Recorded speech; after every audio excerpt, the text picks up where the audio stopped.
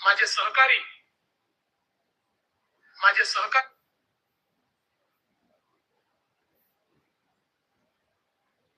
माझे सहकारी good evening सगळ्यांना. आता बघा, आपण मराठी अध्यापन शास्त्र यावर जे आलेले प्रश्न आहेत, म्हणजे आता तुम्हाला इथून पुढे आता तुम्हाला प्री ऍडमिट कार्ड पण आज उपलब्ध झालेलं आहे.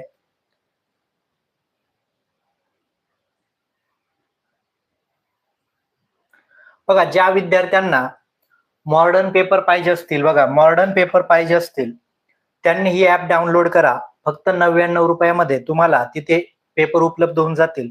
आणि सर्वात महत्वाचं, आता दिवस फार कमी राहिलेले आहेत, बरोबर आहे का नाही? आता तुम्हाला इथे नोट्स उपलब्ध आहेत. बघा, फक्त 99 रुपये, आपल्या 59 मध्ये SST ची नोट्स उपलब्ध आहे या ऍपवर.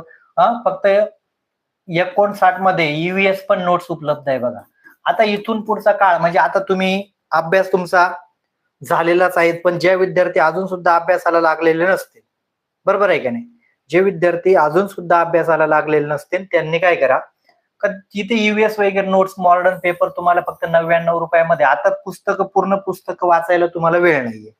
पूर्ण पुस्तकं वाचायला वेळ नसल्यामुळे आता तुम्हाला काय करावं लागेल, जेवढं मिळतंय तेवढं फक्त ग्रहण करणं. त्यामुळे तुम्ही ही ऍप डाउनलोड करा. मॉडर्न पेपर पाहिजे असेल तर 99 मध्ये, SST नोट्स फक्त 59 मध्ये, EVS नोट्स पण तिथे, म्हणजे 138 पेज जर तुम्ही वाचन केलं तर पूर्ण EVS तुमचं कम्प्लीट होतं. तर 59 रुपयामध्ये जी नोट्स आहे त्याच्यामध्ये SST तुमचं पूर्ण कव्हर होऊन जाईल, बरोबर आहे का नाही? कमी जास्त 200 पेज मध्ये पूर्ण SST कव्हर होऊन जाईल. 99 रुपयामध्ये मॉडर्न पेपर, म्हणजे मॉडर्न पेपर का घ्याव्यात हे पण फार महत्वाचं आहे. कारण तुम्ही आता सामोरं जावं लागेल ना, नवीन प्रश्न तुमच्या डोळ्यासमोर पाहिजे. कारण प्रत्येक वेळा एक शिक्षक तुम्हाला विश्लेषण देईल असं करू नका. तर तुम्ही स्वतः पण आता प्रश्न वाचायला सुरुवात करा. आवाज वगैरे क्लिअर येतोय? आणि सगळ्यात महत्वाचा अजून एक सल्ला देतो, की जे असे काही विद्यार्थी असतील की त्यांनी अजून बॅच घेतलेली नाही, तर त्यांनी काय करा, ही ऍप डाउनलोड करा. फक्त बघा, ऍप डाउनलोड करा. याच्यामध्ये तुम्हाला फक्त 999 मध्ये बॅच मिळून जाईल. म्हणजे बॅच मिळून जाईल याचा फायदा तुम्हाला काय होईल, का जर आता तुम्ही जर बॅच घेतली तर जुलै मध्ये जी एक्झाम होईल तिला पण ही गृहीत धरल्या जाईल. म्हणजे आता जर तुम्ही 999 पे केले तर आता पण 10-12 दिवस तुम्हाला व्हिडिओ बघायला भेटतील आणि पुढे पण जुलै पर्यंत ही बॅच तुमची कंटिन्यू राहील. हा एक फायदा तुम्हाला होईल. आवाज वगैरे क्लिअर येतोय का माझा? म्हणजे ते पण तुम्हाला तिथे फायदा मिळेल का, जुलै पर्यंत ते कंटिन्यू होईल. आता जर तुम्ही ते पेमेंट केलं, बॅच घेतली तर. बघा, ग्रुप बाकीच्या विद्यार्थ्यांना शेअर करून द्या. आता आपण पहिल्या प्रश्नाला सुरुवात करूया. ज्यांना व्हिडिओ चांगला दिसत नसेल, युट्यूबला सेटिंग असते, सेटिंग वर जा. 144च तुमच्या मोबाईलवर असेल, ती सेटिंग वाढवा, म्हणजे व्हिडिओ तुम्हाला एकदम चांगल्या प्रकारे दिसेल. पहिला प्रश्न तुम्हाला स्क्रीनवर दिसत असेल. आता थोडं वाचायची सवय, म्हणजे काळजीपूर्वक समजून घ्यायची सवय पण तुम्ही लावा.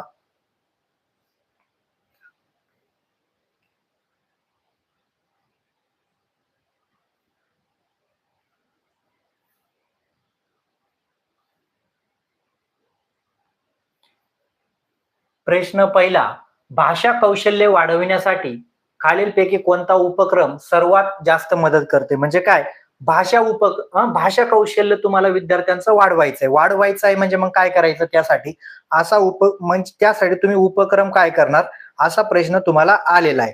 तर भाषा उपक्रम वाढवण्यासाठी तुम्हाला काय करावं लागतं हे पहिलेच आपण, जे आता उत्तर तुमचे आलेले आहेत.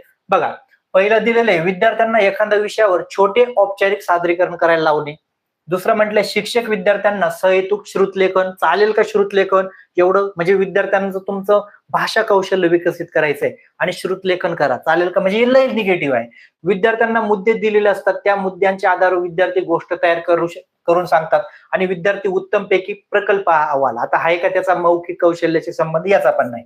आता काही विद्यार्थ्यांची लढाई या दोन ऑप्शन मध्ये होईल, तर सांगून देतो. आता तुम्हाला पेपर देताना मी काय सांगितलं, का विद्यार्थी लहान गटासाठीच तुम्ही पेपर देतात 1 ते 8 मध्ये. विद्यार्थ्यांना तुम्ही मुद्दे देणार आणि त्या मुद्द्यांच्या आधारे तो गोष्ट तयार करेल आणि गोष्ट तयार करून तो सांगेल, तेव्हा मौखिक विकास होईल का? पण सगळ्यात बेस्ट जर पहिलं ऑप्शन जर तुम्ही बघितलं, तर एखाद्या विषयावर छोटेसे औपचारिक सादरीकरण. एखादा विषय असेल, त्याने तो पाठ वाचला, जसं आपण जेव्हा 5वी लावतो, बरोबर, 3री लावतो, डोंगर दादा म्हणून एक पाठ होता बघा, डोंगर दादा. विद्यार्थ्यांनी तो वाचला, डोंगर दादा, आणि तू सांग रे बाबा तुझ्या भाषेत डोंगर दादा. दादा म्हणजे काय औपचारिक सादरीकरण करून टाक. म्हणजे पहिल्या ऑप्शनने जर तुम्ही गेलं तर काय होईल, मौखिक उपक्रमात म्हणजे वाढ होण्यासाठी सगळ्यात बेस्ट काय ऑप्शन 1 आहे. कळालं?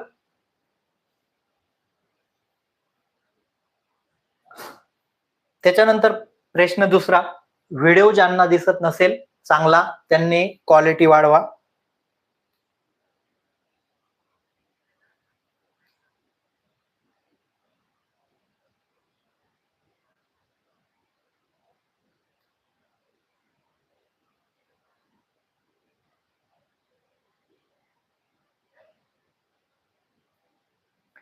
आणि आता प्रश्न समजूनच घ्या, खूप घाई करू नका. कारण घाई केली कधी कधी वाचताना आपण काय करतो, आणि जो इथे कोणता विद्यार्थी पास होतो फक्त अभ्यास झालेला आहे म्हणून तो पास होत नाही, तर तो वाचन करताना काळजीपूर्वक वाचतोय का, उत्तर देतोय का. नाही तर एखाद्याचा अभ्यास खूप चांगला झालेला असेल आणि तो म्हणेल मग सर वाचलं नाही तरी चालेल का, तर तुला मला अभ्यास जरी झाला असेल तर वाचण्याशिवाय पर्याय नाहीये. बघा आता तुमचे उत्तर आलेले आहेत, मी विश्लेषण करून देतो. जरी काहींचं चुकलं असेल तर चुकू द्या, याच्यामधून तुम्हाला विश्लेषण होऊन जाईल. वाचन कौशल्याची चाचणी करताना, चाचणी म्हणजे मूल्यमापन करताना, भाषा शिक्षकाने पुढीलपैकी कोणत्या गोष्टीवर जास्त भर द्यावा. म्हणजे काय, वाचन कौशल्याची चाचणी म्हणजे मूल्यमापन करण्यासाठी करताय शिक्षक, तर कोणत्या गोष्टीवर भर द्यावा. पहिलं ऑप्शन दिलेले चढ उताराचं वाचन, विरामचिन्हाचा वापर, योग्य उच्चाराचं वाचन आणि समजून वाचन. आता तुम्हाला माहित आहे का वाचनामध्ये सगळ्यात महत्वाचं काय असतं, का जर आता समजा तुम्ही सीटीएटीचा हा प्रश्न वाचला, तर प्रश्न तुम्ही याला वाचन म्हणतात, याला कौशल्य म्हणतात, प्रश्नचिन्ह आहे, हे सगळं वाचलं, पण या प्रश्नाचा जर अर्थच तुम्हाला समजला नाही, म्हणजे समजून वाचून जर घेतला नाही, तर एवढं वाचून आपला काही उपयोग आहे का, तर अजिबात नाही. म्हणजे वाचनातील चढ उतार महत्वाचा आहे का, तर अजिबात नाही. विरामचिन्हाचा वापर केला महत्वाचा नाही. योग्य उच्चाराचा तर नाही, तुम्ही उच्चार नाही केलं तरी चालेल, पण सगळ्यात महत्वाचं समजून वाचन करावं लागेल. कारण जर विद्यार्थ्याला ते समजत नसेल तर उपयोग काय. म्हणजे उदाहरणार्थ तुम्हाला एका दिवशी मी पिचू शब्द दिला होता, काय शब्द दिला होता, पिचू. आता प्रत्येकाला हा शब्द वाचता आला, उच्चार बरोबर झाला, पण ह्या पिचू शब्दाचा अर्थ तुम्हाला माहित आहे का, तर अजिबात नाही. मग अर्थ काय होतो, पिचू म्हणजे हा तमिळ भाषेतील शब्द, याला वेडसरपणा म्हणतात.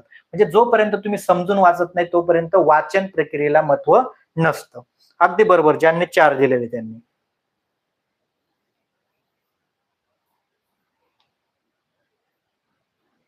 विषय काय मॅडम, दिसतोय का व्हिडिओ आता?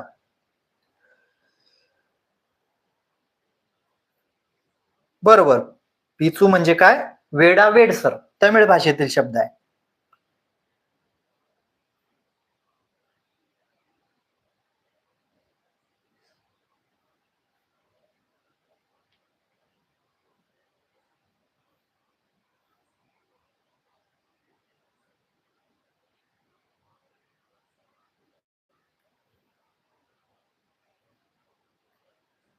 बघा आता प्रश्न तिसरा तुम्हाला, उपचारात्मक शिक्षण म्हणजे काय, तिला आपण नैदानी चाचणी म्हणतो.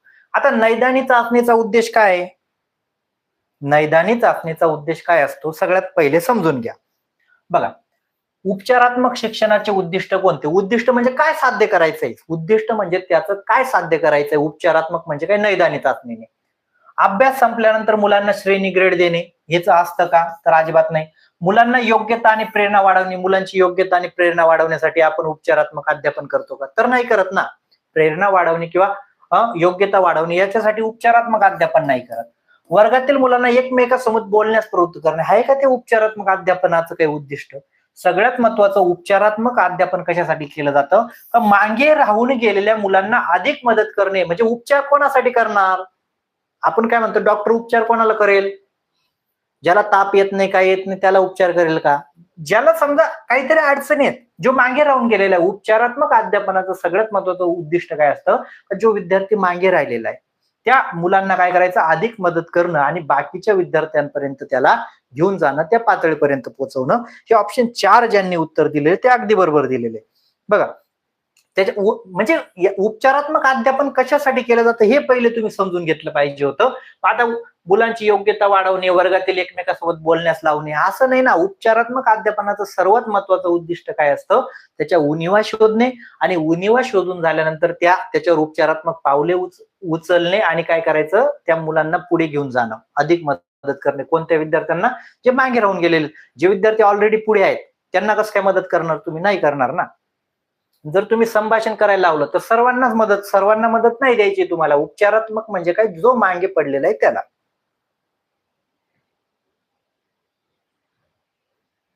बघा, हा शास्त्रज्ञावर प्रश्न आलेला आहे, नॉन चॉमस्की.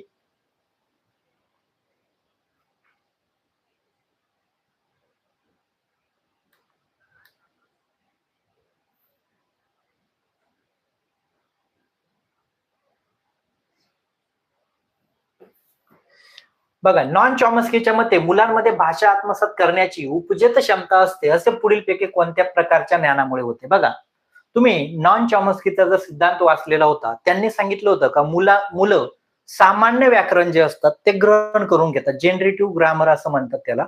आता सार्वत्रिक शब्द आहे का? तर अजिबात नाही. सार्वत्रिक संरचना आहे का? सार्वत्रिक बोलीभाषा तर का? सार्वत्रिक व्याकरण, सामान्य व्याकरण काय करतात ते जन्मजात क्षमता म्हणजे काय, ग्रहण करून घेतात. हे कोणी सांगितलं होतं? नॉन चॉमस्कीने सांगितलेलं होतं. कोणी सांगितलं होतं? नॉन चॉमस्कीने सांगितलं होतं का मुलं काय करतात, ते व्याकरण सामान्य जनरेटिव्ह ग्रामर असं त्यांनी शब्द दिलेला आहे, आणि सार्वत्रिक व्याकरण तेच म्हटलं गेलंय, ते ग्रहण करून घेतात. हे ऑप्शन 2 ज्यांनी दिले ते उत्तर अगदी बरोबर आहे.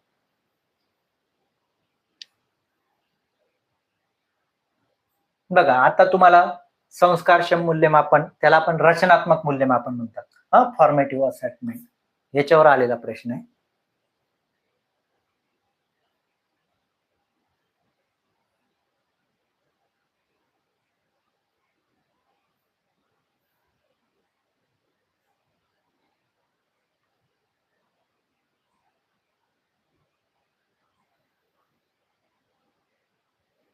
आणि प्रश्न म्हणजे ऑप्शन एकदम काळजीपूर्वक वाचा.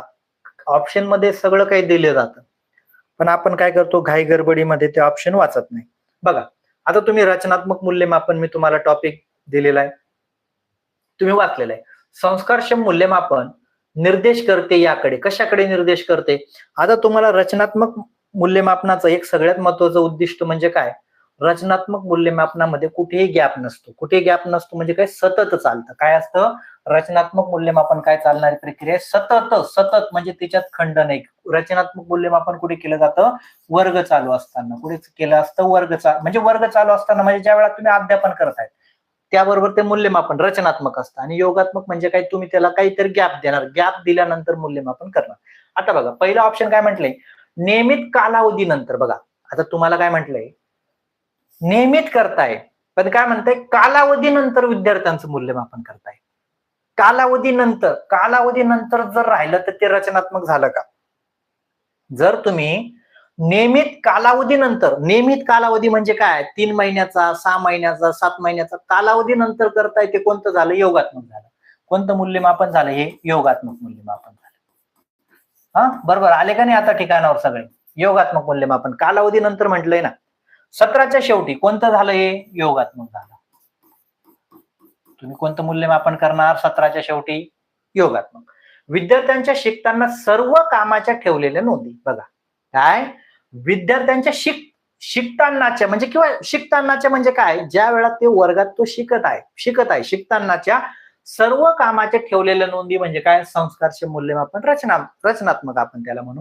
हे थोडं बेस्ट आहे का नाही? आणि हे विद्यार्थ्यांना त्यांच्या वर्गातील स्थान समजण्यासाठी ते स्थान निश्चिती मूल्यमापन नाही चालू. म्हणजे ऑप्शन 4 पण तुमचं येणार नाही. म्हणजे बघा, आता योगात्मक कसं बाहेर काढलं तुम्ही, अशा पद्धतीने तुम्ही पेपरामध्ये पण लक्षात ठेवायचं. म्हणजे सगळं काही दिलंय. बघा, काही विद्यार्थी कुठे नियमित हा शब्द याच्यावर भर दिला. विद्यार्थी फसले कुठे माहितीये का? तुम्हाला सांगतो, तुम्ही फक्त या शब्दावर भर दिला, नियमित. पण कालावधी नंतर म्हटलंय ना, नियमित कालावधी नंतर. तो आता बघा, एखादा मनुष्य हप्त्याने काय येत असेल, रविवारच्या दिवशी गावाला येत असेल, आपण काय म्हणतो? तो नियमित काही कालावधीनंतर गावाकडे येतो. नियमित, पण केव्हा येतो? रोज येतो काय? हप्त्यानंतर येतो. पण ती मग हे रचनात्मक राहील का? तर राहणार नाही. ऑप्शन 3 ज्यांनी दिले ते अगदी बरोबर आहे. सीटेट म्हणजे शब्दांचा खेळ आहे. काय? शब्दांचा खेळ. एक एक शब्द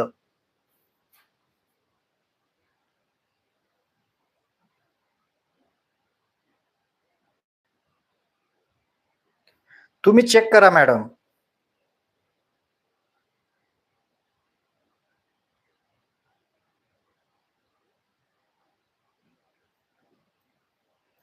जर आपण नियमित कालावधी नंतर करतोय, नंतर कालावधी नंतर जर करत असेल,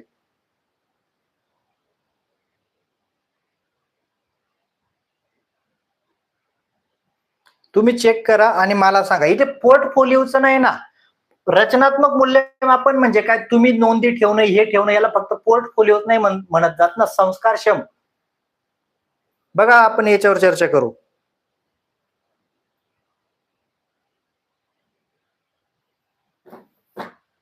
बघा, वाचन करण्यासाठी पुढीलपैकी कोणती कृती उपयुक्त ठरेल? वाचन करायचंय. आता वाचन करण्यासाठी सगळ्यात महत्वाचं काय आहे, असाच प्रश्न आपण घेतलेला होता. काय महत्वाचं आहे बघा, वाचन म्हणजे अक्षरांची उकल, वाचन म्हणजे मजकुराचे अचूक उच्चार, वाचन म्हणजे मजकुराचे आकलन, आणि वाचन म्हणजे अक्षर रचना पाठ करणे. आता सगळ्यात महत्वाचं, वाचनाचे सगळ्यात महत्वाची कृती काय असेल उपयुक्त ठरेल? तर काय, मजकुराचं जे वाचन म्हणजे मजकुराचं काय झालं पाहिजे,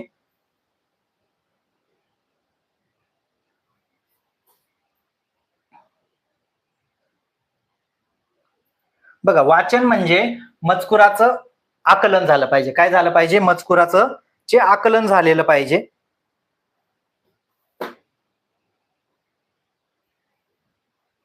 बघा, आता त्याच्यानंतर प्रश्न 7 दिलेला आहे. हा प्रश्न जरी तुम्हाला मोठा असेल तर हा पण समजून घेणं गरजेचं आहे.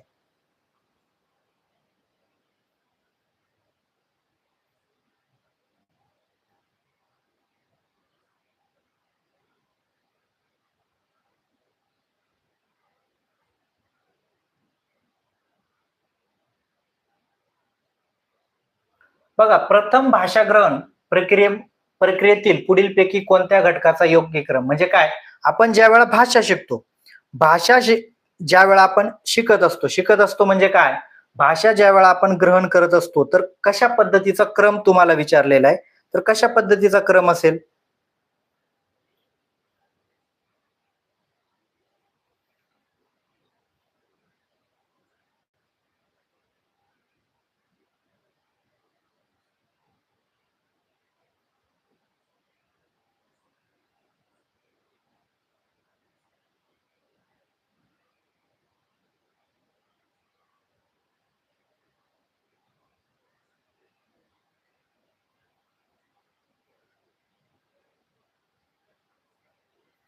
बघा, प्रथम भाषा ग्रहण प्रक्रियेतील पुढीलपैकी कोणत्या घटकांचा योग्य क्रम लावा. आता भाषा ज्या वेळा आपण शिकत असतो, ग्रहण करत असतो,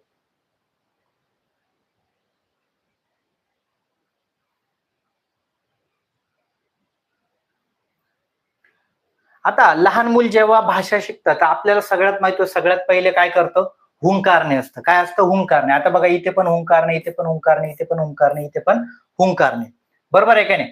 त्याच्यानंतर आपण काय माहिती, हुंकारण्यानंतर काय, बडबड करायला लागतं. काय करायला लागतं, बडबड. आता बघा, इथे पण बडबड, इथे दिलेलं नाही म्हणजे एक ऑप्शन बाहेर झालं.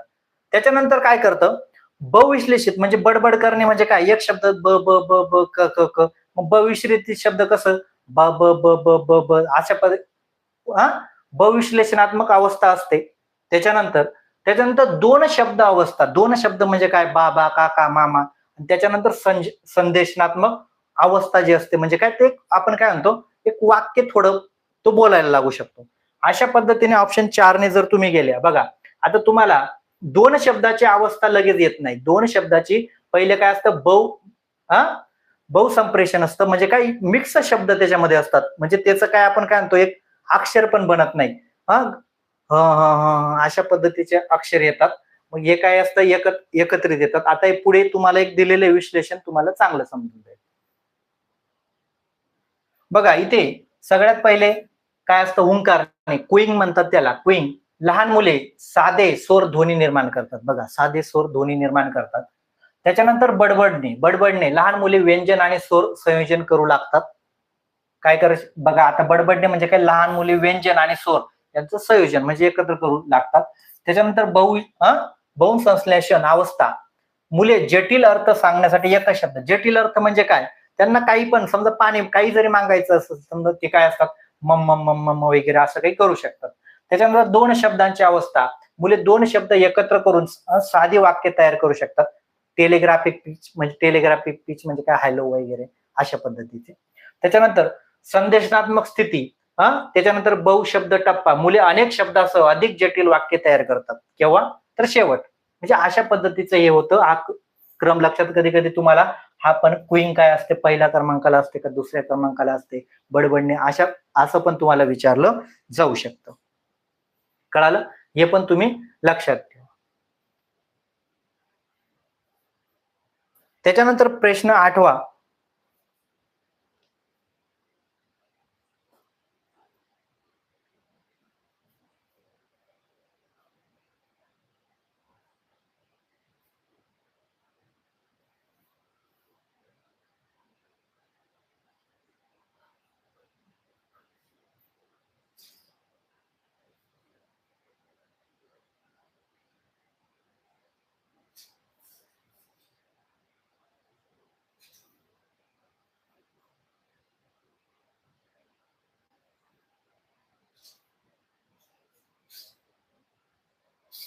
बघा आता प्रश्न 8वा काय दिलेला आहे, हा प्रश्न झालेला होता माझा अंदाज 14 डिसेंबरला आलेला हा प्रश्न आहे. 14 डिसेंबरला हा प्रश्न आलेला होता. मी त्यामुळे हा प्रश्न घेतला. 4थीच्या वर्गातील शिक्षिका पाठातील आलेले कठीण भाषा विद्यार्थ्यांना सोपी करून सांगते, ती नेमकी काय करत आहे? म्हणजे शिक्षिका काय करत आहे, 4थीच्या वर्गातील शिक्षिका पाठामध्ये जी भाषा आलेली ती काय करते, सोपी करून सांगते. सोपी करून सांगते काय करते, सोपी करून. म्हणजे काय, एखादा अवघड शब्द असेल, उदाहरणार्थ सिंधू लोक, सिंधू लोक असेल, मग त्यांनी सोपी करून सांगितलं का सिंधू म्हणजे काय, सिंधूचा म्हणजे जी नदी आहे त्या परिसरामध्ये राहणारे लोक आहेत त्यांना सिंधू लोक असं काही म्हटलं गेलेलं आहे. म्हणजे काय, भाषा तीच पण जे शब्द आलेलं कठीण भाषा. कठीण भाषा म्हणजे काय, आपल्याकडेची पण जी पुणेरी भाषा आहे, पुणेरी भाषा ही शुद्ध मराठी, आपल्याकडे एवढी टप चालते का? मग शिक्षिका काय करते, फक्त मराठीच, आपली शुद्ध मराठी नाही तशाच पद्धतीने समजून देते. मग आता काय करते शिक्षिका असं तुम्हाला विचारलेलं आहे. आता बघा, अंगीकारणे ट्रान्सलेशन तर इथे काहीच म्हटलेलं नाही. म्हटलंय का ट्रान्सलेशन करते दुसऱ्या भाषेत, तर अजिबात नाही. त्याच्यानंतर संप्रेक्षण नाही, संप्रेक्षण नाही. काय करते, कठीण भाषा विद्यार्थ्यांना सोपी करून सांगते. सगळ्यात महत्वाचं, आता काही विद्यार्थ्यांची लढाई कुठे असेल, 1 आणि 3 मध्ये. आता बघा, अंगीकारणे या कशाला म्हणतात, अंगीकारणे म्हणजे जसेच्या तसं, जसेच्या तसं. पण इथे ती काय करत आहे, जसेच्या तसं न करता काय करत आहे, ते भाषा सोपी करून सांगते. जरी ती मराठी टप असेल ना, मी थोडी मराठी आपण काय म्हणतो आपल्या दैनंदिन जीवनातील मराठीचा वापर करते, म्हणजे अनुकूल करण्याचा प्रयत्न करत आहे त्यांच्या गरजेनुसार. कोणाच्या, विद्यार्थ्यांच्या गरजेनुसार. विद्यार्थ्यांच्या गरजेनुसार काय करते ती, अनुकूलन म्हणजे काय, त्यांना ती कठीण शब्द असतील ते शब्द सोपे करून सांगून देते. अनुकूलन. ज्यांनी उत्तर ऑप्शन 3 दिलेले ते उत्तर अगदी बरोबर आहे.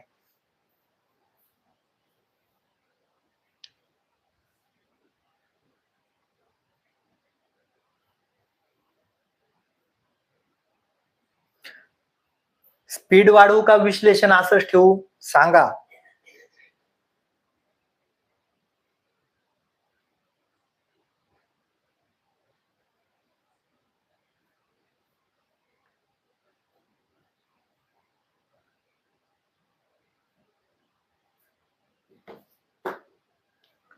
जर विश्लेषण कमी पाहिजे असेल तर मग उत्तर थोडे सांगून पुढे चालतो.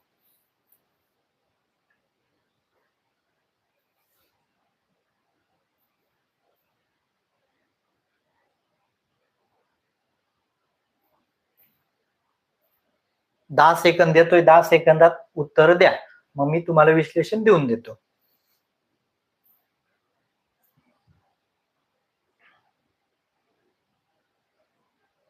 व्हिडिओ ज्यांना चांगला दिसत नसेल, मोबाईलला सेटिंग असते 144, तुमचा 8 असेल ना, तिथे वाढून घ्या. बघा, विद्यार्थ्यांच्या लेखनाचे मूल्यमापन करताना प्रामुख्याने खालील कोणत्या गोष्टींवर भर द्यावा. म्हणजे काय, विद्यार्थ्यांच्या लेखनाचं मूल्यमापन. तुम्ही वाचनाचं बघितलं, आता लेखनाचं तुम्हाला मूल्यमापन करायचंय.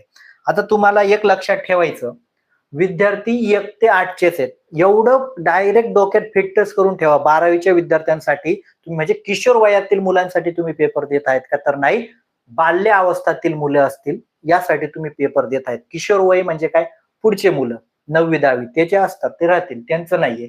हा 1 ते 8चा पेपर आहे. बघा, पहिलं काय म्हटलं, अचूक श्रुतलेखन आणि व्याकरण एवढं महत्वाचं नसतं. कल्पनाचे सादरीकरण, मर्यादित शब्दसंख्या आणि म्हणी आणि वाक्प्रचार. आता सगळ्यात महत्वाचं लेखनाचं सगळ्यात महत्वाचं मूल्यमापन करताना काय, त्याने जे मांडलेले, त्याने ज्या कल्पना मांडलेल्या आहेत त्या फार महत्वाचं आहे. एखादा विद्यार्थी असेल खूप चांगल्या प्रकारे लिखाण काम करतो, व्याकरणिक शब्द आहे, पण त्याला काय म्हणायचं हेच त्याला लिहिता आलं नाही, त्याच्या कल्पनांचं सादरीकरण नाही, जर विद्यार्थ्यांच्या तुम्ही चुका काढत बसल्या, नाही बाबा हा व्याकरणिक शब्द असा आहे, तू तसाच लिहायला पाहिजे होता, तो सादरीकरण करणार नाही, मग याच्या सहाय्याने तुम्ही मर्यादित शब्द काय तू 200 शब्दाच लिही असं काही सांगायची गरज नाही. म्हणी आणि वाक्प्रचार तर राजी नाही. त्याने ज्या कल्पना मांडले, कल्पनांच्या जागेवर तुम्हाला विचारांचे सादरीकरण पण येऊ शकेल. काय याचे विचार, त्याने मांडलेले विचार, त्याने मांडलेले जे विचार असतील त्या विचारांना महत्व द्यायचंय लेखन कौशल्याचं मूल्यमापन करताना. कारण वर्ग कितवीचे आहेत, 1ली ते 8वीचे आहेत. पुढच्या वर्गांना तुम्ही म्हणू शकतात का अचूक व्याकरणिक शब्द पाहिजे, ज्या वेळेला सीटीईटी 9 ते 12 मध्ये वेगळे आयोजित केली जाईल त्यासाठी.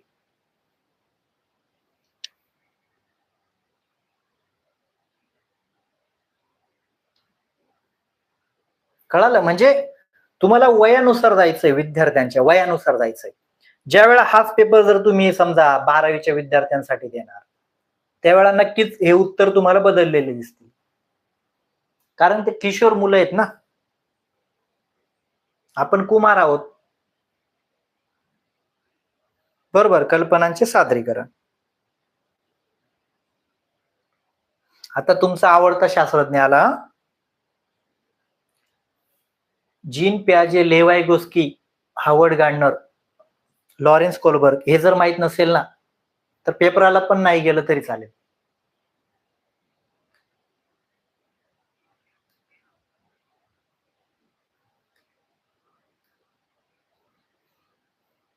सरला मॅडम आज लाईव्ह आहेत वाटतं. बघा आता लक्ष द्या, आता तुमचे admit card, pre admit card आलेले. आता फक्त कोणी मला सांगू नका सर वेळ नाही, जमत नाही, तर मग पेपराला जाऊ नका. बघा वायगोस्कीच्या परातीकरण काय, स्कॅप फोल्डिंग, वेगवेगळे नाव आहेत तुम्हाला सांगितलेले. वायगोस्कीच्या परातीकरण परिकल्पनेनुसार शिक्षकाने भाषा शिकणाऱ्या विद्यार्थ्यांना जोडीने किंवा समूहाने काम करण्यास संधी द्यावी. आता का बरं द्यावी असं त्यांनी विचारले, का द्यावी? पहिलं काय म्हटलं, शिक्षकाला हे काम सहजपणे करता येईल. दुसरं म्हटलं, विद्यार्थ्यांना परस्पर काम करत असल्याने शिक्षकाला विश्रांती भेटेल. मग पगार कशाला घेतोय तू, चालेल का? हे जास्त निगेटिव्ह आहे ना. विद्यार्थ्यांमधील परस्पर आंतरक्रिया, त्यांना मोठ्या प्रमाणावर अध्ययनाची संधी मिळेल. आणि चौथा ऑप्शन म्हटलं, या प्रकारच्या आंतरक्रियामुळे विद्यार्थ्यांना भाषा शिक्षणापासून दूर जातात, दूर नाही तर संधी मिळेल. हे पण चुकीचं आहे. आणि शिक्षकाला हे काम सहजपणे करता येईल तर असं नाही. परातीकरण म्हणजे काय, लेव वायगोस्कीने सांगितलं होतं का मुलांना काय शिकवा, सहकर्मी शिक्षण द्या. सहकर्मी म्हणजे काय, सहकर्मी असेल तुम्हाला शब्द येईल बघा, सहकर्मी हा शब्द लक्षात ठेवायचा. सहकर्मी, सहभागी शिक्षण, आंतरक्रिया असेल, परस्पर आंतरक्रिया असेल, असे शब्द. आता बघा हा शब्द काढून टाकतील आणि सहकर्मी, आंतरक्रियेमुळे त्यांना मोठ्या प्रमाणात अध्ययनाची संधी मिळते. मग का दिलं पाहिजे, समूहामध्ये शिक्षण का दिलं पाहिजे, गटामध्ये शिक्षण का दिलं पाहिजे, का विद्यार्थ्यांमध्ये काय झालं पाहिजे, आंतरक्रिया झाल्या पाहिजे. आंतरक्रिया का झाल्या पाहिजे, त्यांच्या विचारांची ज्या वेळा देवाणघेवाण होईल. कारण ह्या शास्त्रज्ञांनी काय सांगितलं होतं का मुलं जे पण शिकतात, मनुष्य जो पण शिकतो तो कुठून शिकतो, समाजातून शिकतो, गटातून शिकतो, हे त्यांनी सांगितलेलं होतं. म्हणून काय, त्यांच्यामध्ये आंतरक्रिया वाढतील आणि त्यांना काय कळेल, शिकण्याची संधी, अध्ययनाची संधी उपलब्ध होईल. ऑप्शन 3 ज्यांनी उत्तर दिलंय ते अगदी बरोबर उत्तर दिलेलं आहे. ऑप्शन 3.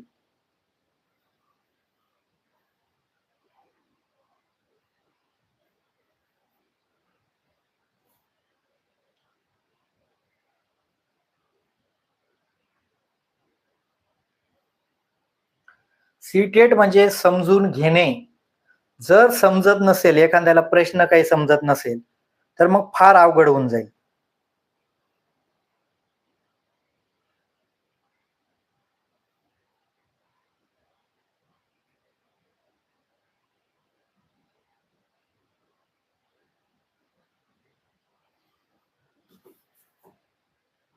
बघा प्रश्न 11, विद्यार्थ्यांच्या भाषा शिक्षणातील प्रगती पाहण्यासाठी खालीलपैकी कोणती बाब महत्वाचा पुरावा ठरेल? बघा तुम्ही वाचनाचा बघितला, लेखनाचा पण बघितला, आता तुम्हाला काय सांगितलंय की भाषा शिक्षण पाहिजे. भाषा म्हणजे काय, त्याचा मौखिक संवाद तुम्हाला बघायचा आहे. मौखिक संवाद, विद्यार्थ्यांच्या भाषा शिक्षणातील प्रगती पाहण्यासाठी खालीलपैकी कोणती बाब सर्वात महत्वाचा पुरावा ठरेल? आता महत्वाचे चारही असू शकतील पण आपल्याला सर्वात महत्वाचे सांगितले म्हणजे एक बेस्ट असेल. हा, हे तुम्हाला सांगितलेलं आहे. आता पहिलं काय म्हटलं, चाचणीमध्ये मिळालेले गुण याच्या सहाय्याने त्याची भाषा तपासणार का? तर नाही, एवढं परिणामकारक नाहीये. दुसरं काय म्हटलं, विद्यार्थ्यांना वापरलेली मौखिक व लिखित भाषा. बघा, विद्यार्थ्यांना वापरलेली मौखिक आणि राष्ट्रीय अभ्यासक्रम, काय म्हटले, राष्ट्रीय अभ्यासक्रम व पाठ्यक्रम समजणे, याच्याने तुम्ही भाषा शिक्षणाची प्रगती बघू शकणार का? का नाही बाबा, याला आता नॅशनल एज्युकेशन पॉलिसी माहित झाली, नक्कीच हा हुशार असेल, याची भाषा चांगली असेल, चालेल का? तर अजिबात नाही, त्या संदर्भात काहीच बोलत नाही. भाषेची उद्दिष्ट साध्य, भाषेची उद्दिष्टे आणि साध्य जाणून घेणे. भाषेची काय उद्दिष्ट आहे बाबा, हे जाणून घे, तुझा मौखिक विकास होईल किंवा भाषा शिक्षणाची प्रगती बघेल. तर अजिबात नाही. सगळ्यात महत्वाचा मौखिक विकास असेल तर मौखिक विकास असेल किंवा त्याला ती भाषा कशी अवगत आहे, कशी त्याने प्रगती केली, त्याला चांगली येते का, हे जर तपासायचं असेल तर त्याचा मौखिक संवाद म्हणजे तो बोलतो कसा, आणि त्याच्या लिखाण कामामध्ये त्याच्या विचाराचे सादरीकरण, कल्पनांचे सादरीकरण जर होत असेल, त्या साहाय्याने तुम्ही काय करू शकतात, त्याची प्रगती बघू शकतात. म्हणजे सगळ्यात बेस्ट, सगळ्यात महत्वाचं काय आहे का, त्याची वापरलेली मौखिक भाषा आणि लिखित भाषा. पण याच्याने एवढं होईल का परिणामकारक? तर अजिबात नाही. उद्दिष्ट समजून घेणं, अरे आजपर्यंत आपण उद्दिष्ट समजून घेतलं नसतं, पण आपण हे याच्याने सहाय्याने, आता बघा, कुठलाही शिक्षक असेल, बोलतो कसा, मौखिक आणि लिखित, याच्यावरच तुम्ही अनुकरण करणार ना का त्याची भाषा कशी आहे. म्हणजे काय, ऑप्शन 2 ज्यांनी दिले ते अगदी बरोबर उत्तर आहे. ऑप्शन 2 ज्यांनी उत्तर दिले ते बरोबर आहे. अभ्यासक्रम आराखडा समजणे म्हणजे भाषा शिक्षण नाही होणार ना. आला बघा तुम्हाला त्याच्यावरच प्रश्न.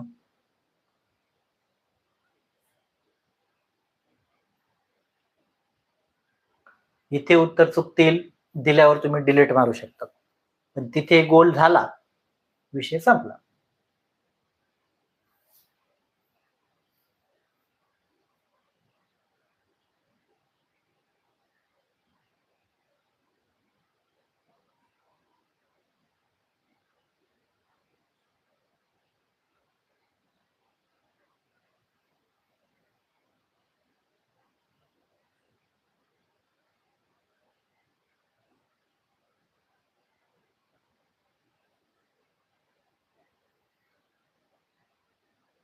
चला, अजून 10 सेकंद देतो, उत्तर आले पाहिजे.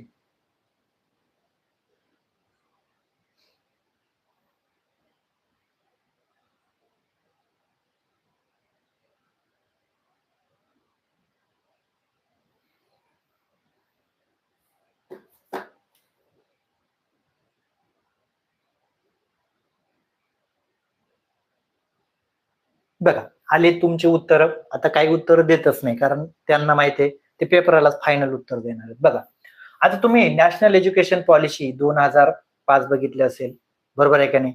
एनसीएफ, एनसीएफ आहे, एनईपी 2020 बघितली असेल. आता यांचा उद्देश जर माहित असेल तर उत्तर बरोबर येतील, नसेल तर बघा, आता राष्ट्रीय अभ्यासक्रम रूपरेखा 2005 मध्ये खालीलपैकी कोणत्या मार्गदर्शक तत्वाचा समावेश केला नाही. म्हणजे काय समावेश केलेले हे पहिले माहित पाहिजे, तेव्हा ते आपल्याला कळेल. बघा, शालेय ज्ञानाच्या, शालेय ज्ञान म्हणजे काय, पाठ्यपुस्तकाचं ज्ञान, शाळा बाह्य परिस्थितीची सांगड घालणे. म्हणजे काय, आपण बघितलं होतं का विद्यार्थ्यांना अध्यापन करत असताना फक्त पाठ्यपुस्तक वाचून सांगायचं नाही, तर त्याच्या आजूबाजूचं परिसरातील ज्ञान पण त्यांना द्यायचं. हे आपण होतं का नाही, तर होतं. म्हणजे हे चांगलं आहे, पण आपल्याला निगेटिव्ह काढायचं, कोणत्या तत्वाचा समावेश नाही, नाही म्हणजे काय, निगेटिव्ह आपल्याला शोधावं लागेल. त्याच्यानंतर काय म्हटलंय, होकमपट्टी, आपण काय म्हणतो, होकमपट्टी म्हणतो किंवा पाठांतर म्हणतो.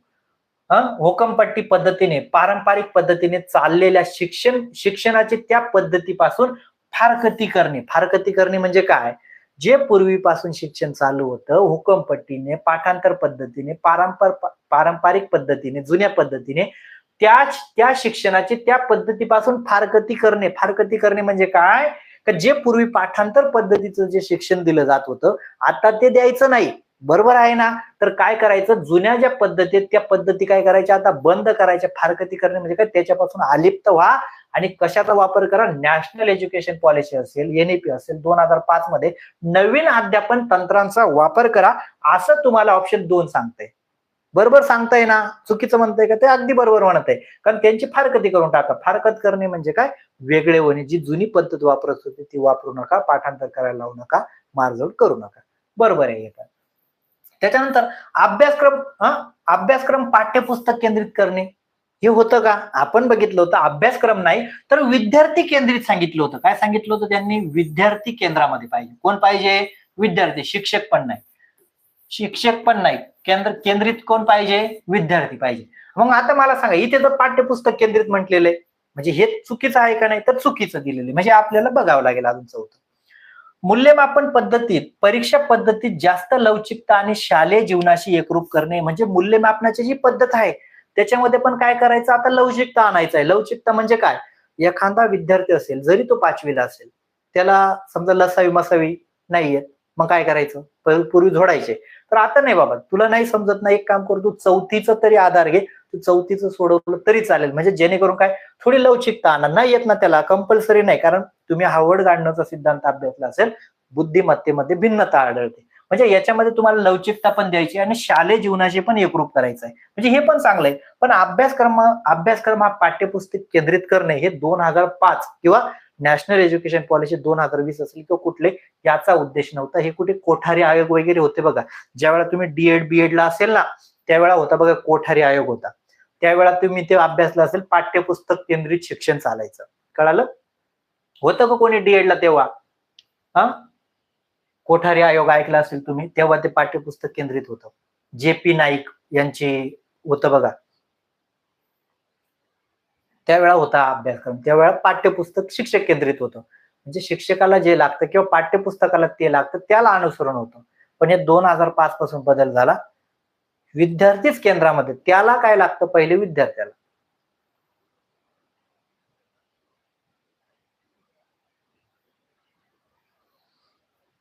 होतं ना?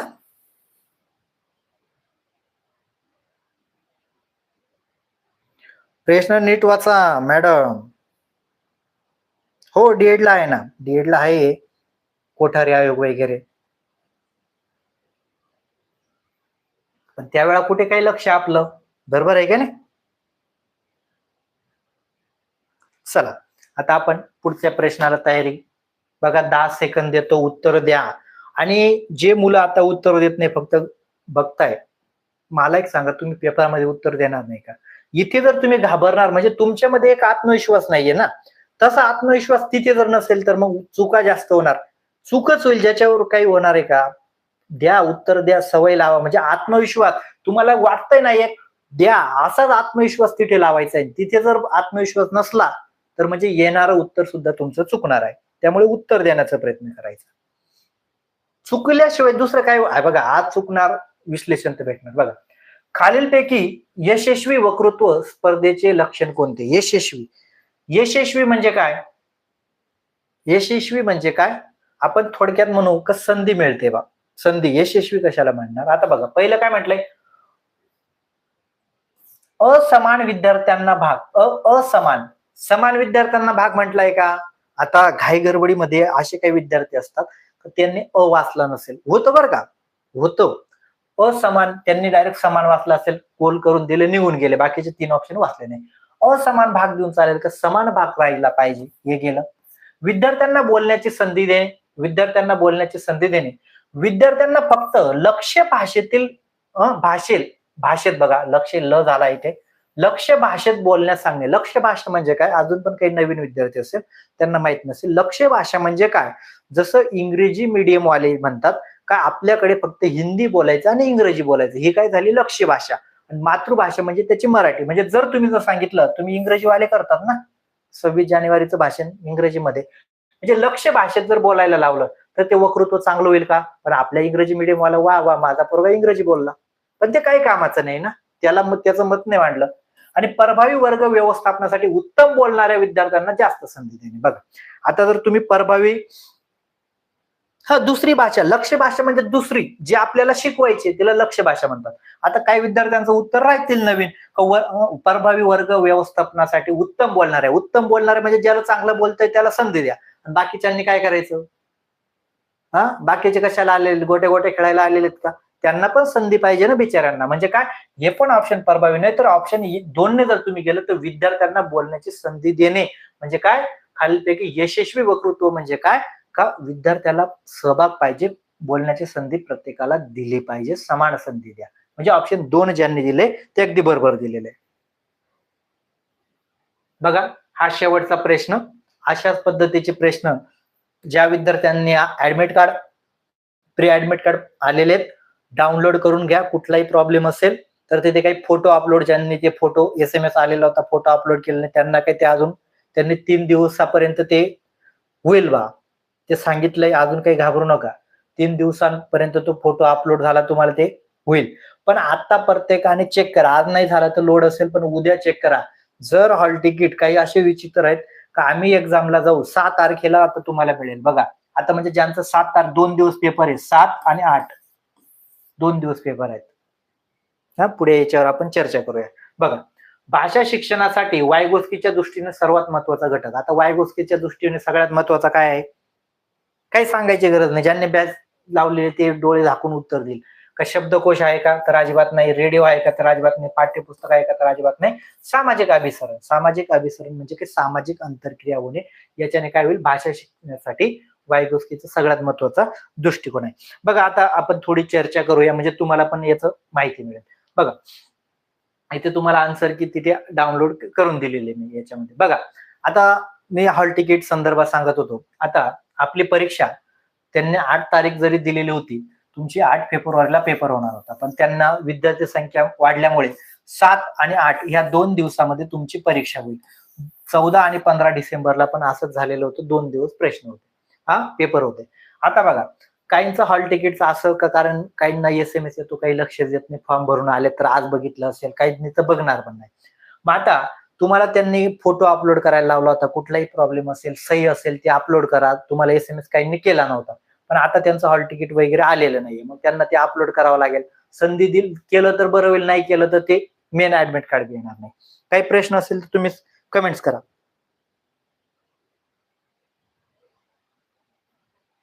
बघा त्याच्यानंतर तुम्हाला काय करायचंय, तुम्हाला सगळ्यात महत्वाचं आता इथून पुढचे दिवस, बरं का, इथून पुढचे जे दिवस आहेत ते अभ्यासाचे दिवस आहेत.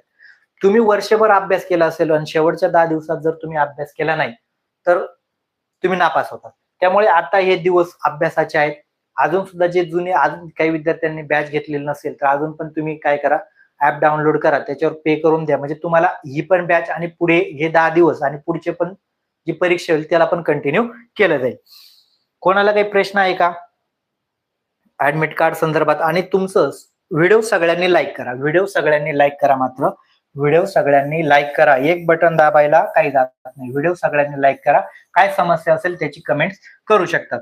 तुमचं ज्या विद्यार्थ्यांचा पेपर 7ला आहे, बघा ज्या विद्यार्थ्यांचा पेपर 7ला आहे त्यांना 5 तारखेला 10 वाजता सकाळी मेन ऍडमिट कार्ड येईल. ज्या विद्यार्थ्यांचा 8 तारखेला पेपर आहे त्यांचं ऍडमिट कार्ड तुम्हाला 6 तारखेला 10 वाजता येईल. 6 तारखेला 10 वाजता, म्हणजे हा फरक समजून घ्या, 2 दिवसच आधी येतात.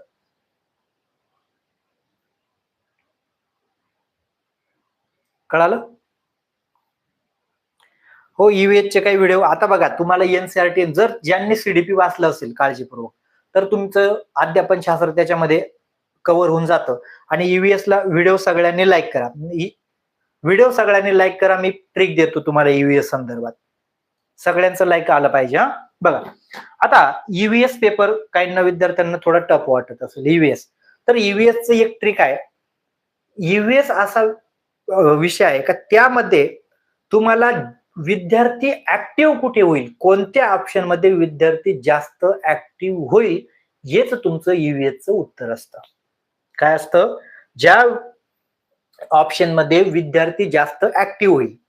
म्हणजे काय, उदाहरणार्थ तुम्हाला व्हिडिओ दाखवणे असेल, चित्र दाखवणे असेल आणि एक पर्याय दिलेला असेल क्षेत्रभ्रमण. बघा आता काय म्हणेल का सर, व्हिडिओ पण चांगला आहे ना, चित्र पण चांगलं आहे ना, पण क्षेत्रभ्रमण जर म्हटलं तर आपण काय म्हटलो, 5 ज्ञानेंद्र त्याचे काय होईल, ऍक्टिव्ह होतील. म्हणजे अशाच पद्धतीचा तो EVS पेपर आहे. EVS मध्ये जे असतं, जे ऑप्शन मध्ये विद्यार्थी जास्त सक्रियपणे भाग घेईल, ऍक्टिव्ह होईल, हेच तुमचं EVS मध्ये उत्तर असतं. तुम्ही चांगलं बघा EVS चा पॅटर्न, अशाच पद्धतीचे प्रश्न असतात EVS मध्ये.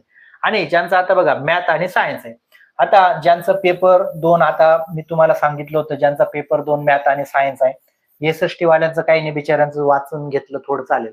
ज्या विद्यार्थ्यांचा पेपर 2 आहे, मॅथ आणि सायन्स आहे, त्या विद्यार्थ्यांना मी एक सांगेल का तुम्हाला 15 मार्काचं गणित टपच येतं, त्याला काहीच करू शकत नाही कोणी. तुम्हाला जे 15 मार्काचा अध्यापन शास्त्र येईल त्याच्याकडे थोडं लक्ष द्या. सायन्सची तुम्हाला एनसीआरटी मी वाचायलाच लावले, पर्याय नाही. एनसीआरटी वाचा, अध्यापन शास्त्र 15 मार्काचं येतं. म्हणजे तुम्हाला 16-17 तुम्हाला जर गणितामध्ये मिळाले आणि आपण 18-19 तुम्हाला सायन्स मध्ये मिळाले, हे तुमचा 18-19 ज्यांचं मॅथ आणि सायन्स आहे. तुम्हाला मी सांगितलं होतं सीडीपी, मराठी आणि हिंदी या 3 विषयामध्ये तुम्हाला 70 पार करायचे, 3 विषयामध्ये 70 पार करायचे, बरोबर आहे की नाही, 90 पैकी. अशा पद्धतीने गेले तर तुम्ही नक्की मॅथ आणि सायन्स वाले पास होणार. पण जर तुम्ही मॅथ आणि सायन्स तुम्ही इकडे जर अवलंबून राहिले का नाही सर सायन्स मध्ये जास्त येतील किंवा याच्यामध्ये मॅथ मध्ये, तर स्कोर नाही होत. एसएसटी वाल्यांना पण सांगतो, एसएसटी मध्ये तुम्ही स्कोर करून 40च्या पुढे सहसा नाही जात. 40च्या पुढे सहसा एसएसटी मध्ये जात नाही. ऍव्हरेज स्कोर तिथे 35, 31, 32 असतो. मग त्यामुळे तुम्हाला हो एकाच दिवशी दोघं पेपर राहतील ना, एकाच दिवशी. पहिला पेपर आता बघा, ज्यांचा पेपर, व्हिडिओ लाईक करा. ज्यांचा पेपर बघा, पहिले सांगतो, पेपर 2 जो असतो, पेपर 2 हा सकाळी असतो. काय असतो? पेपर 2. पेपर 2 हा काय असेल? सकाळी असेल. काय असेल? सकाळी. तुम्हाला टायमिंग येऊन लागेल, सकाळी असेल. पेपर जो 1 असतो, पेपर एक म्हणजे जे डीएड वाले त्यांचा काय असतो? दुपारी पेपर असतो. बघा आता मागच्या वेळेस मी जेव्हा पेपर आला होतो का, विद्यार्थी म्हणजे काहीच बघत नाही. एका विद्यार्थ्याचं काय झालेलं होतं, बीएड झालेलं होतं. बीएड म्हणजे माझा बीएड संदर्भात असतोच मुद्दा. बीएडचा पेपर कधी असतो? सकाळी असतो. ज्यांचं बीएड असतं त्यांचा पेपर सकाळी असतो. आजपर्यंतचा टायमिंग. तर ते केव्हा आले? टीएटी, त्यांच्या टीएटी डोक्यात होती ना. टीएटी केव्हा झाली होती? माझा अंदाज 13 नोव्हेंबरला मागच्या वर्षी टीएटी झाली होती. मग टीएटीचा पेपर काय असतो? तो सेकंड असतो, तो दुपारी असतो, म्हणजे बीएड वाल्यांचा. आमचा पेपर सुटला म्हणजे काय, मी पहिला पेपर पण म्हणजे सेकंड पेपर पहिला दिला होता, सेकंड पण दिला आणि पहिला पण दिला होता. आमचा पेपर झाला, आपण पेपर झाल्यानंतर बाहेर आलो तर एक बीएड झालेली मुलगी आली, सर पेपर सुरू झाला का? म्हटलं कुठला? म्हणे बीएड आहे माझं. म्हटलं झाला पेपर. म्हणजे असं पण भानगडीत तुम्ही पडू शकणार. आणि सगळ्यात महत्वाचं, आतापासून तुम्ही ओएमआर सीट असेल ही भरण्याची सवय लावा. ओएमआर सीट भरून ठेवा. ओएमआर सीट, कारण खूप विद्यार्थी काय करतात, वेळेवर सर आम्हाला मग तिथे काय लिहायचं माहित नाहीये, काय करायचं ते माहित नाही. ते सगळं मी त्याच्यावर व्हिडिओ पण तुम्हाला देणार आहे. पण आतापासून तुम्हाला ओएमआर प्रिंट काढून घ्या. 10 ओएमआर तरी सोडवल्या गेल्या पाहिजे. आणि अजून एक तुम्हाला सांगतो, जे नवीन विद्यार्थी आहेत, नवीन तिथे काही ओएमआर तुम्हाला आपण काय म्हणतो, एक डुप्लिकेट ओएमआर येते बघा, याच्यावर आपल्या टीएटीला येते, एक तुम्ही घरी घेऊन येते. इथे येत नाही. इथे येत नाही. ती केव्हा येते? 17 दिवसानंतर ज्या वेळा तुमची आन्सर की जारी होते, ती तिथे फोटो टाईप येते. मग तुम्हाला काय करायचं, समजा तुमचं प्रश्नपत्रिका आहे ना तुमची, तुम्ही जे उत्तर दिलं त्याला फक्त टिक करून ठेवायची. टिक, बाबा याचं 3 नंबरचं आहे, याचं 4 नंबरचं, टिक करून या. म्हणजे काय, घरी येऊन संध्याकाळपर्यंत तुमचं महाभारत तुम्हाला समजून जाईल की तुम्ही किती उत्तर बरोबर दिले. काही अजून प्रश्न असतील तर करू शकतात. म्हणजे याच्याने काय होईल, तुमची ओएमआर केव्हा येईल? 17 दिवसात येईल. मग तिला वेळ लागेल का नाही? मग आपण काय असतो, मनात भीती, नाही बाबा हे उत्तर ते. मग त्यामुळे ज्या वेळा तुम्ही गोल भरणार ना, समजा दुसरा आहे त्याचं तुम्ही गोल भरलं, तर 2 नंबरचा ऑप्शन आहे त्याला टिक करून ठेवायची. म्हणजे जेणेकरून घरी आल्यावर तुमचा स्कोर तुम्हाला संध्याकाळपर्यंत किंवा दुसऱ्या दिवसापर्यंत कन्फर्म होऊन जातं, तुम्ही पाण्यात आहेत का पास होऊन गेले. दुसऱ्याच दिवशी मी ज्या वेळा पेपर देऊन आलो होतो, तर त्यावेळा पहिल्या वेळा दिलेला होता 100 भरत होते माझे. किती भरत होते? 100. पहिल्याच दिवशी झालंय पास. काही आहे का टेन्शन? तर नाही. अशा पद्धतीने तुम्ही करा. काही अजून समस्या असेल तर कमेंट्स करा, म्हणजे मला चर्चा करता येते. पण पेपर आजपर्यंत बीएड वाले जे असतात, जो सेकंड पेपर असतो तो पहिल्या क्रमांकाला असतो सकाळी. आणि जे विद्यार्थी, अजून एक सूचना देतो, का जे विद्यार्थ्यांना सेंटर लांब पडेल, आता काही विद्यार्थ्यांना मुंबई सुद्धा भेटलं बघा, मुंबई भेटलं, बरोबर आहे का नाही, औरंगाबाद भेटलं, लांबचं. कोल्हापूरच्या लोकांना मुंबई भेटलं. मग आता काही विद्यार्थी कसे असतात, छाने असतात. शाणे कसे, नाही सर आमचा पेपर सकाळी आहे ना, मग आम्ही पहाटे 3ला जाऊ. आणि तुम्हाला एक सांगतो, मानसशास्त्राचा पेपर सोडण्यासाठी आपलं पण मानसशास्त्र ठिकाणावर पाहिजे. आपलं पण मानसशास्त्र ठिकाणावर पाहिजे. नाही, एक्झाम सेंटर चेंज नाही करतायत. बघा, आपलं पण मानसशास्त्र ठिकाणावर पाहिजे. मग विद्यार्थी कसं 3 वाजता उठणार, 3 वाजल्यानंतर उठून नंतर मग कुठून एक प्रायव्हेट गाडी 4-5 जण मिळून करतात. आणि तुम्ही एकदम ते घाई गडबडीमध्ये काही सुचत नाही, आता उतरलो, लागला नंबर, लगेच तिथे काही हॉल तिकीट सापडत नाही, तसे गडबडत तिथे गेले. आणि त्याच्यामध्ये पेपर देतात. मानसिकता आहे का तुमची? तर अजिबात नाही. त्यासाठी आगल्या दिवशी सेंटरवर जायचं. आगल्या दिवशी, पहिल्याच दिवशी सेंटर कुठे ते पाहून यायचं, डायरेक्ट पाहून यायचं. कुठे नातेवाईक असेल, कुठे तुम्हाला रूम घ्यायचा घेऊन घ्या, पण तिथे निवांत फ्रेश माइंडने जा. काय जा? फ्रेश माइंडने जा. जर तुम्ही तिथे जाऊन जर उद्योग केले का नाही बाबा 3:30ला मी उठेल, म्हणजे पहाटे उठेल, मग मी पेपरला जाईल सकाळीच्या, मग तुम्ही फसणार. कारण काय? हे ठिकाणावर पाहिजे. चालेल, व्हिडिओ मोठा होतोय, लाईक सगळ्यांनी करा. ही इतर माहिती मी तुम्हाला यासाठी दिली का तुमचा गोंधळ होऊ नये. सेंटर वगैरे नाही सीट चेंज करता येणार सर, हा, कारण त्यांनी सूचना दिलेली होती, आम्ही जे देणार तेच. चालेल, काही समस्या असेल उद्याच्या व्हिडिओमध्ये आपण चर्चा करूया. पण हॉल तिकीट जे असेल प्री ऍडमिट कार्ड डाउनलोड कराच. जरी काही म्हणत असेल सर आम्हाला नाही जायचं, तरी करून ठेव. तुझा जर निर्णय जर बदलला 6 तारखेला तर तेव्हा जाऊ शकतो. चालेल, गुड नाईट सगळ्यांना, आणि अशाच पद्धतीने कंटिन्यू अभ्यास चालू द्या.